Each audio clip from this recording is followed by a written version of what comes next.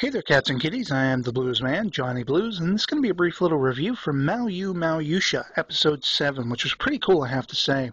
Everything seems to be going relatively well for Maoyuu Yuusha as we open this episode.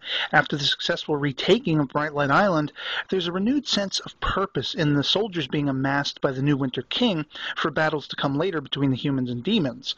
There's also an aspect of peace that has fallen over Gate City, which is really interesting considering all the work Yuusha put in there that we saw in the last episode.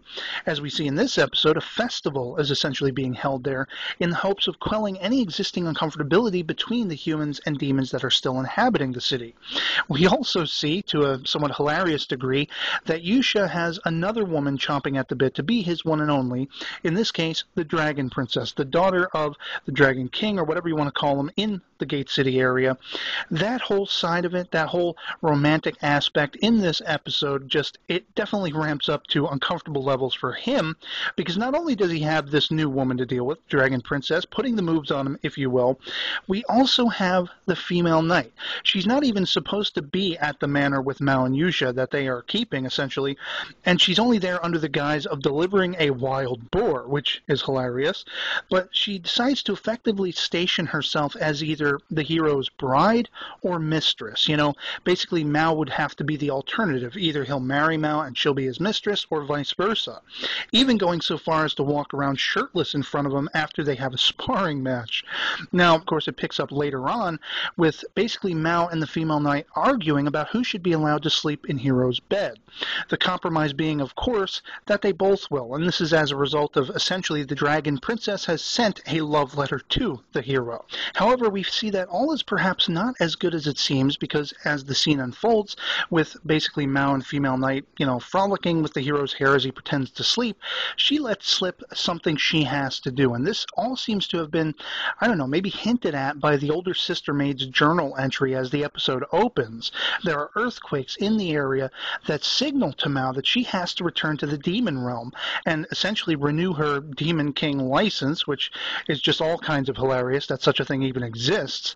But this apparently involves a somewhat troublesome journey back in the demon realm, which is going to lead her to all of the previous Demon King's graves. And of course she has to take the head maid with her to basically be her protectorate in this journey.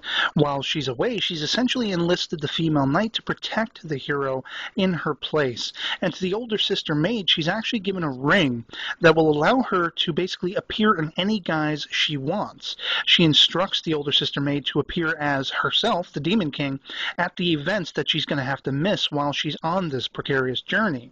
She's also taught the older sister maid how to utilize one of her latest inventions, the printing press, which is very interesting. I can't wait to see in what aspect they end up using this. But that's one of the aspects I love of this series, the sense of invention, things that we take for granted in our modern age, which we sometimes forget were at one time in our history completely new to the world.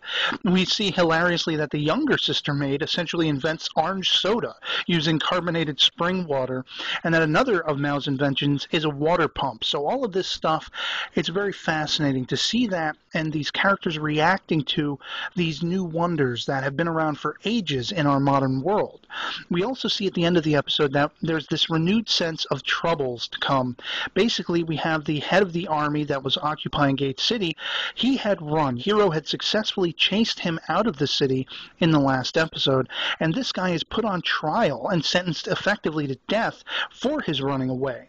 But later we see that he's actually been freed through the use of a double by one of the new Winter King's rivals, who is actually now seeking to overthrow the Winter King. By degrees, he'll undo all of the good that Mao and Yuusha have accomplished, which just leads to the question, what disaster is awaiting Mao's eventual return? And the fact that humans are now turning on themselves in their fight against the demons, there are just lots and lots of big doings that I can't even begin to fathom, and I really can't wait to see what happens in the next episode as a result. So I'd love to hear from you guys in the comments below what you thought of this episode and the series overall so far. And otherwise, that'll be it for me on this one. I absolutely enjoyed it, and I'll catch you all later. Peace.